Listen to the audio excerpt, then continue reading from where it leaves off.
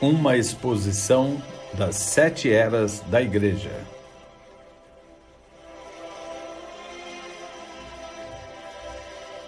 Capítulo 2. A visão de Pátimos. João em Pátimos. Apocalipse, capítulo 1, verso 9. Eu, João, que também sou vosso irmão e companheiro na aflição e no reino e paciência de Jesus Cristo, estava na ilha chamada Pátimos, por causa da palavra de Deus e pelo testemunho de Jesus Cristo. Esta série de visões da revelação da pessoa de Jesus Cristo foram dadas a João, enquanto estava exilado na ilha de Pátimos.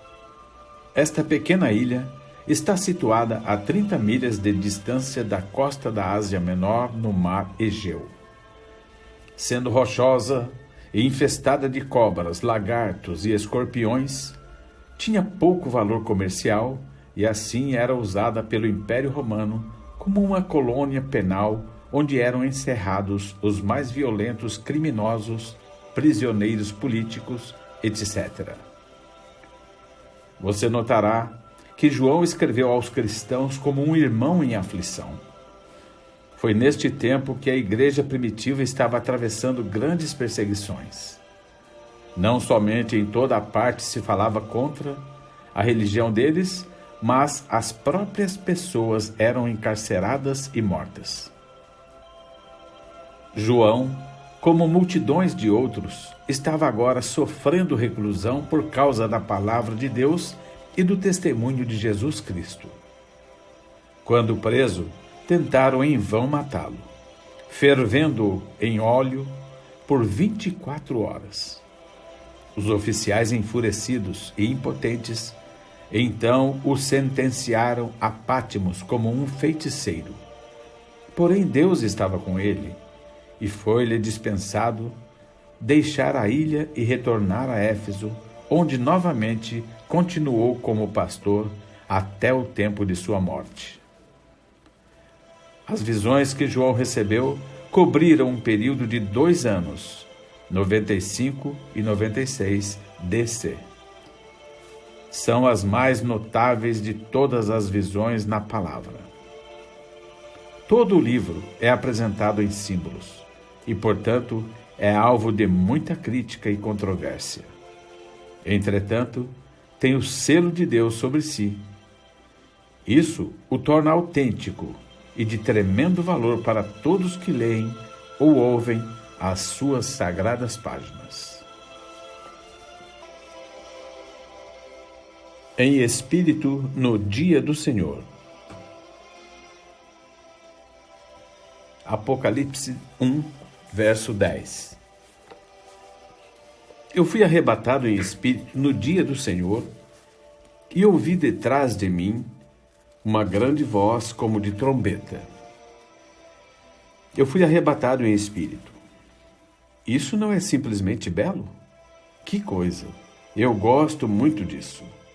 Você poderia simplesmente chamar estas palavras de a totalidade da vida cristã. Se vamos viver como cristãos, temos que estar em seu espírito. João não estava falando acerca de estar em seu próprio espírito. Isso não teria trazido estas visões. Tinha que ser o Espírito de Deus. Tem que ser o Espírito de Deus conosco também, ou todos os nossos esforços são em vão. Paulo disse: orarei no Espírito, cantarei no Espírito, viverei no Espírito. Se há alguma coisa boa que venha a mim, tem que ser revelada pelo Espírito, confirmada pela palavra e manifestada pelos resultados que produz. Tão certo quanto João precisava estar no Espírito para receber estas tremendas revelações recém-saídas de Jesus, nós precisamos estar no Espírito para compreender as revelações que Deus nos tem dado em sua palavra, para por elas vivermos, pois é o mesmo Espírito. Considere isto desta maneira.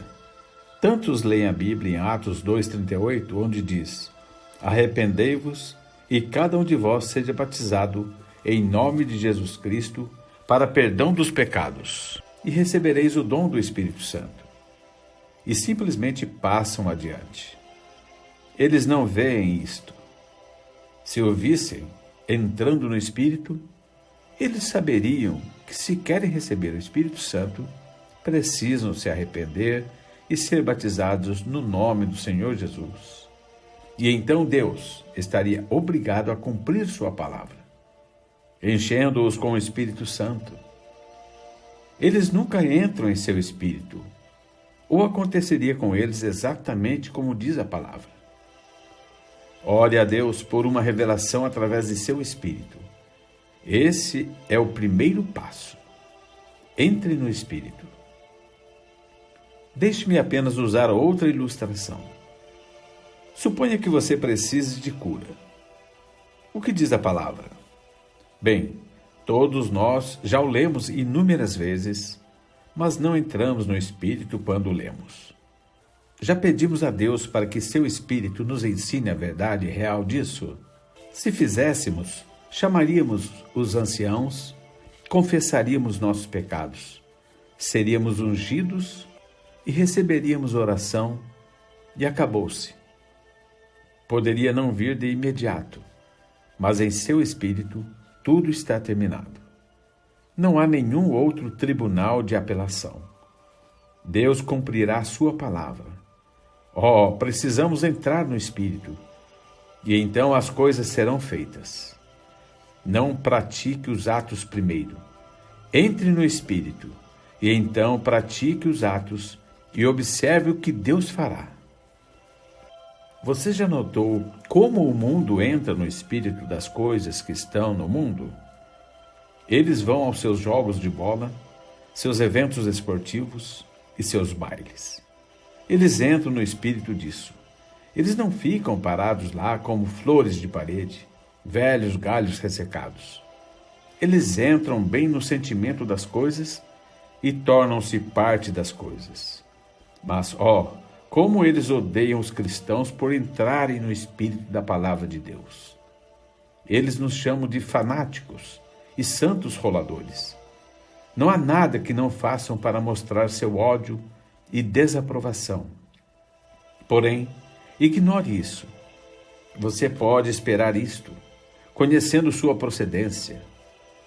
Simplesmente siga adiante e entre no espírito de adoração.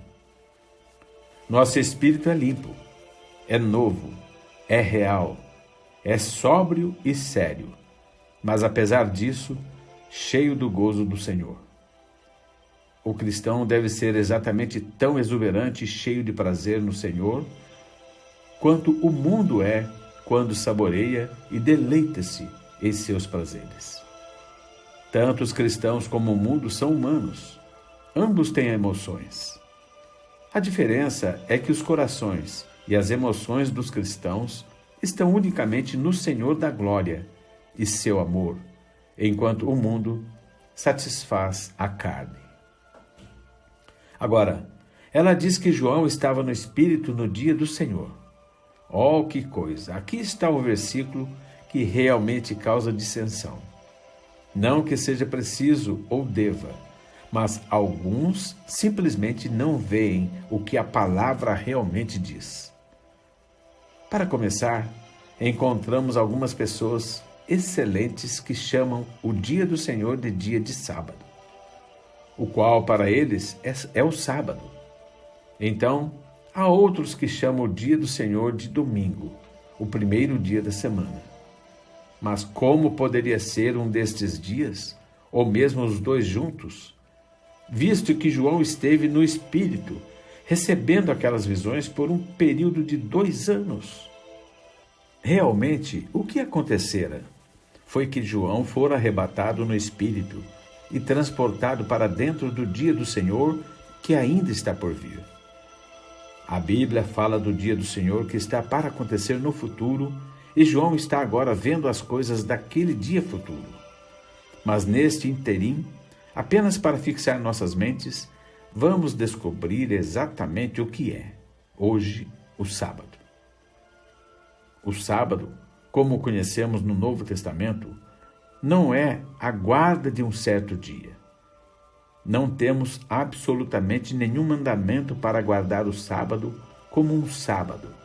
Nem temos nenhum mandamento para guardar o primeiro dia da semana, que é o domingo. Aqui está a verdade sobre o sábado, que significa repouso. Hebreus 4:8. Porque se Josué lhes houvesse dado repouso, ou dia de repouso, não falaria depois disso de outro dia. Portanto, resta ainda um repouso, guarda sabática, para o povo de Deus. Porque aquele que entrou no seu repouso, ele próprio repousou de suas obras, como Deus das suas. Você atentou para essa frase-chave da última parte do versículo? Deus repousou de suas próprias obras. Deus deu a Israel o 7º dia como seu sábado, em comemoração à sua própria obra na qual ele criou o mundo e tudo o que nele estava, e então parou de criar. Ele cessou de seus labores. Ele repousou. Agora foi ótimo dar um sábado para um povo que estava todo num só lugar ao mesmo tempo, de modo que todos podiam guardar um certo dia. Hoje, metade do mundo está na luz, enquanto a outra metade está em trevas. Portanto, isto não funcionaria de maneira alguma. Porém, isso é apenas um argumento natural.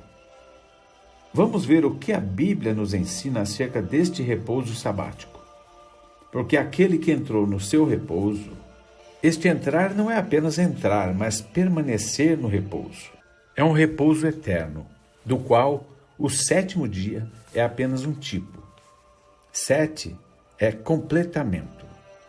8 é o primeiro dia novamente. A ressurreição de Jesus foi no primeiro dia da semana, dando-nos vida eterna e eterno repouso sabático.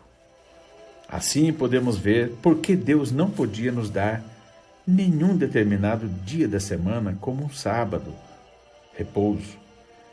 Entramos em e também permanecemos em nosso repouso, o que Israel não podia fazer, tendo apenas uma sombra da verdadeira substância que nós desfrutamos. Por que voltar para uma sombra quando temos agora a realidade? Como recebermos este repouso, ou sábado contínuo? Acha-se no convite de Jesus. Ele disse em Mateus 11, 28 e 29, Vinde a mim, todos os que estáis cansados e oprimidos, e eu vos aliviarei.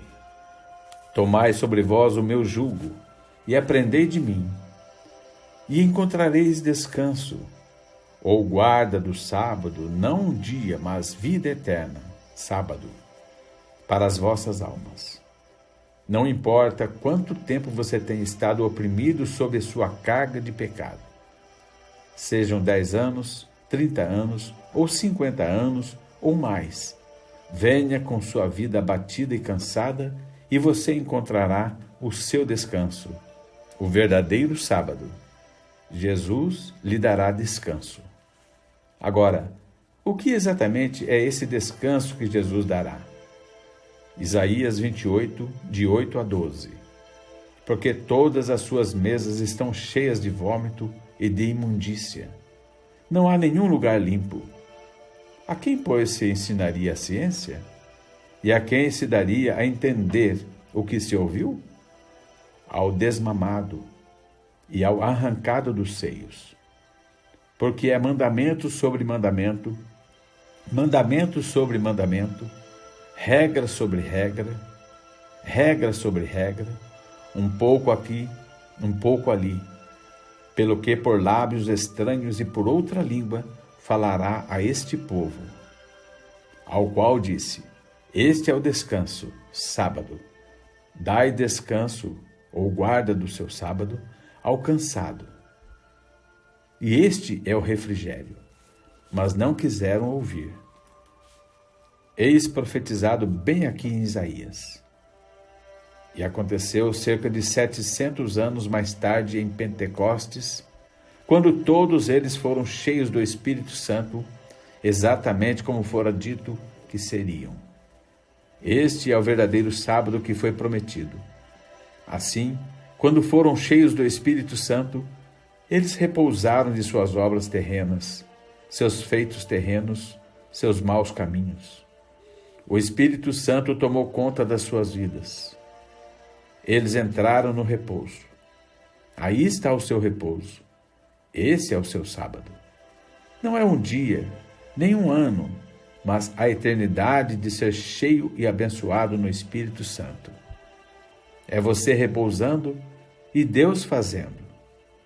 É Deus em você, operando o querer e o efetuar, segundo sua boa vontade. Deixe-me fazer mais um comentário sobre os sabatistas, que afirmam que nós nos reunimos no dia errado da semana, quando nos reunimos no domingo, o primeiro dia.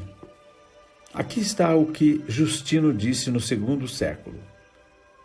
No domingo é realizada uma reunião com todos os que vivem nas cidades e vilas e é lida uma porção das memórias dos apóstolos e os escritos enquanto o tempo permite.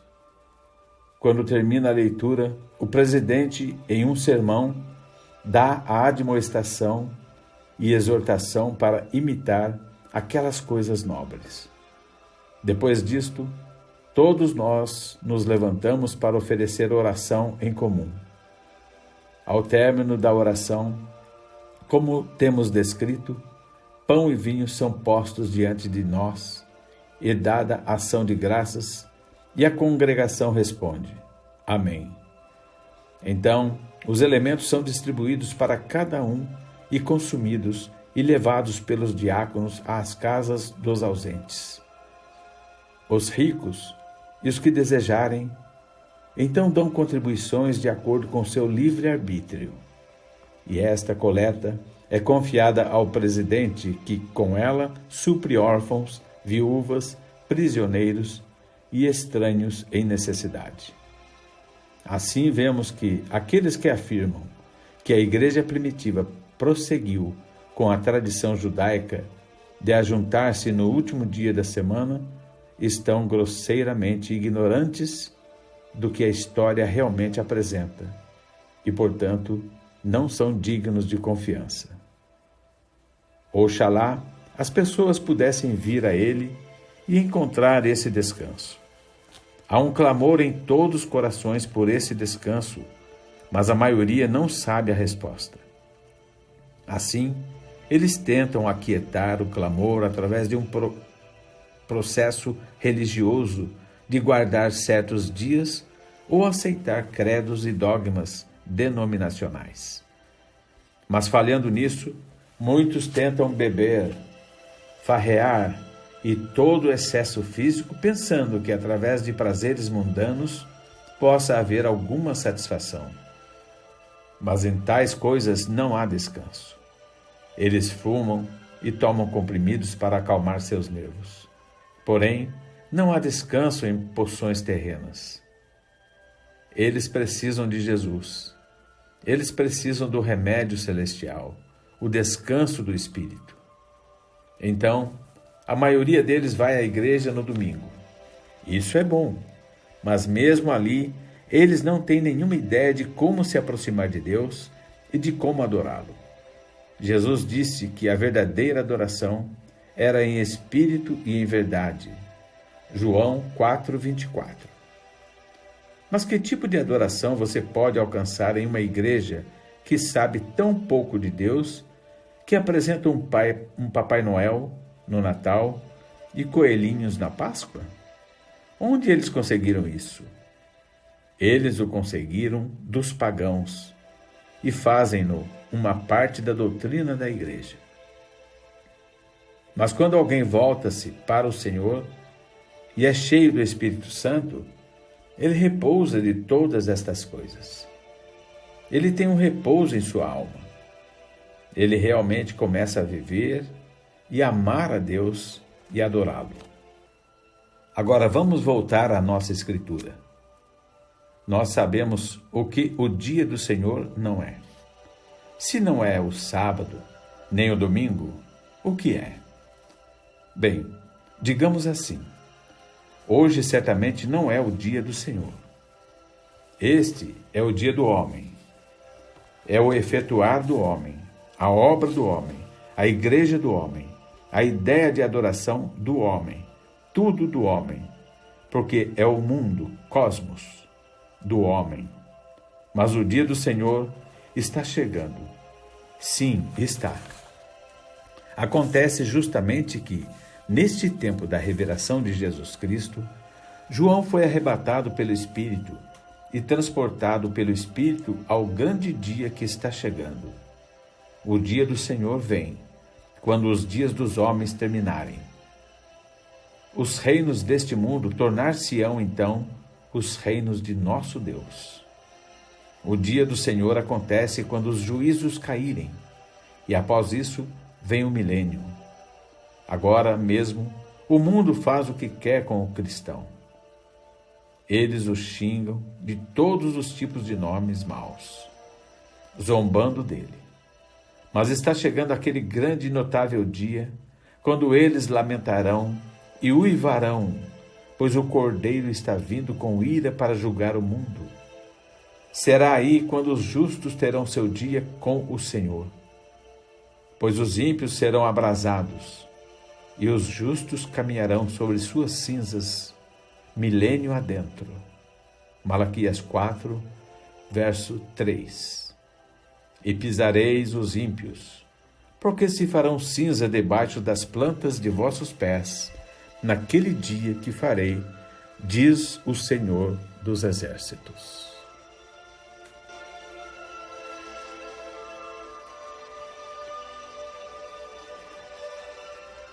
A voz como uma trombeta.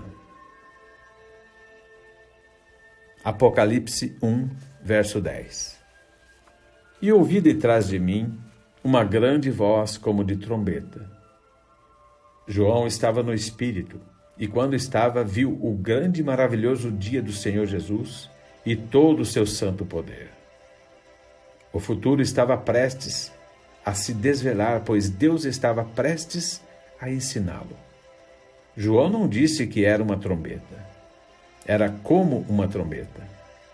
Agora, quando uma trombeta é tocada, há uma urgência nisso. É como o arauto, o mensageiro do rei, vindo ao povo. Ele toca uma trombeta. É uma convocação urgente. O povo se reúne para ouvir. Israel sempre foi ajuntado pelo soar de uma trombeta. Algo importante está próximo. Ouçam a isto. Assim, esta voz tinha a mesma urgência de apelo que tinha a trombeta. Clara e forte ela era, alarmante e despertadora.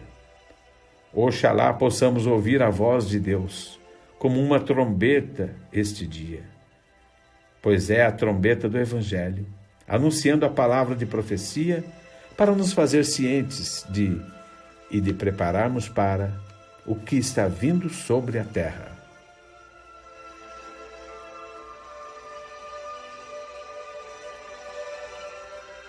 A ordem para escrever. Apocalipse 1, verso 11, que dizia: O que vês, escreve-o num livro e envia-o às 7 igrejas que estão na Ásia, a Éfeso, e a Esmirna, e a Pérgamo, e a Tiatira, e a Sardo, e a Filadélfia, e a Laodiceia. Aqui está, o primeiro e o último, o Alfa e o Ômega. É tudo isto. O único Deus verdadeiro, a voz e a palavra de Deus. A realidade e a verdade estão ao alcance. Que coisa é estar no Espírito! Que coisa é estar na presença de Deus e ouvir dele! O que vês, escreve-o num livro e envia-o às 7 igrejas. A voz que anunciou sua palavra no jardim do Éden e sobre o monte Sinai Essa voz que também foi ouvida na excelência da glória do Monte da Transfiguração, estava mais uma vez anunciando, e nesta ocasião, às 7 igrejas, uma completa e final revelação de Jesus Cristo. Escreve as visões, João. Faz um registro delas para as eras que devem seguir-se, pois são as profecias verdadeiras que hão de acontecer. Escreve-as e envia-as, fazendo-as conhecidas. João reconheceu aquela voz. Você reconhecerá essa voz quando ele chamar, se você for um dos seus.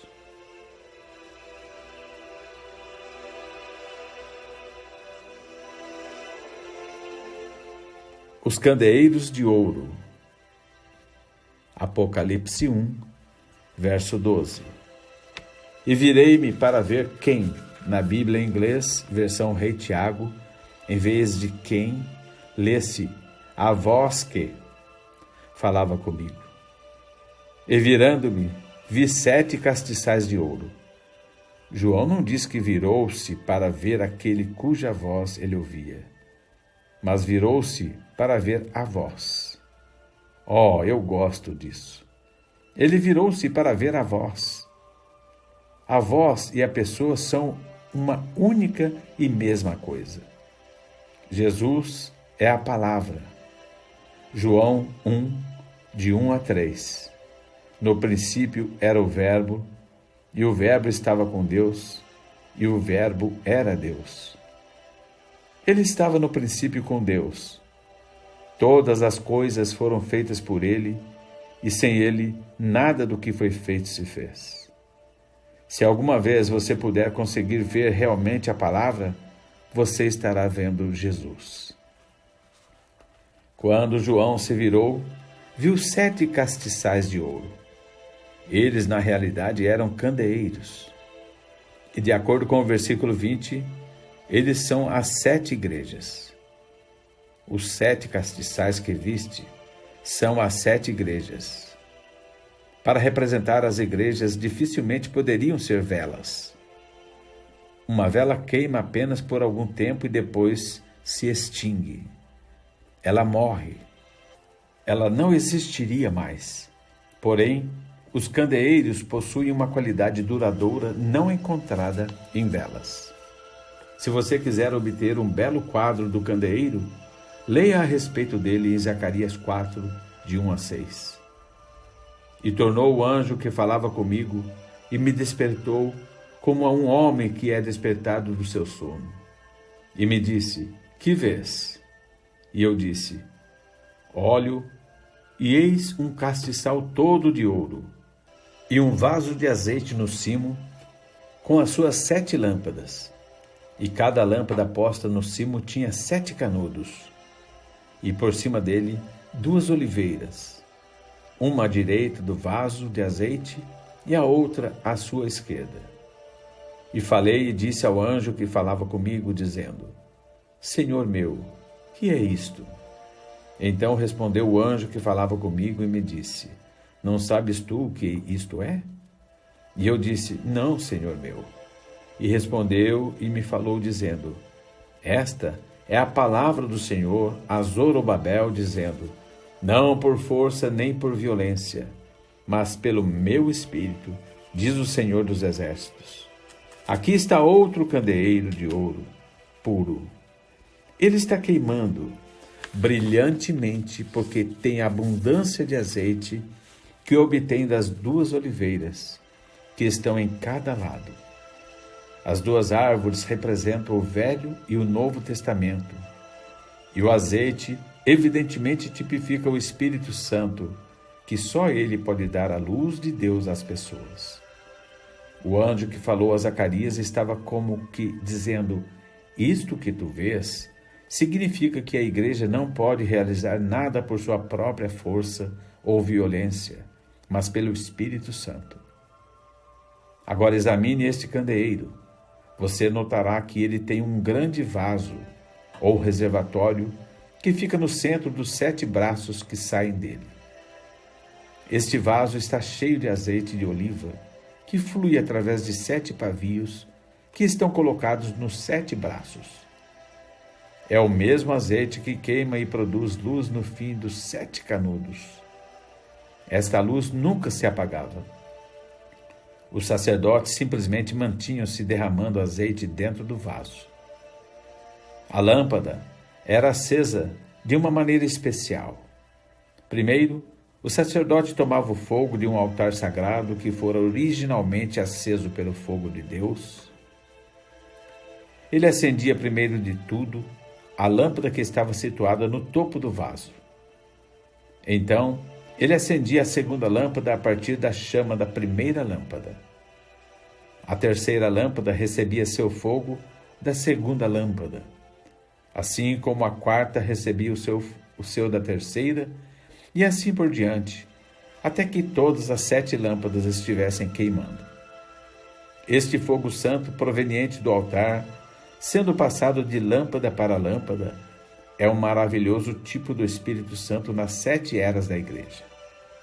O derramamento original do Pentecostes, derramamento esse que veio diretamente de Jesus sobre o propiciatório.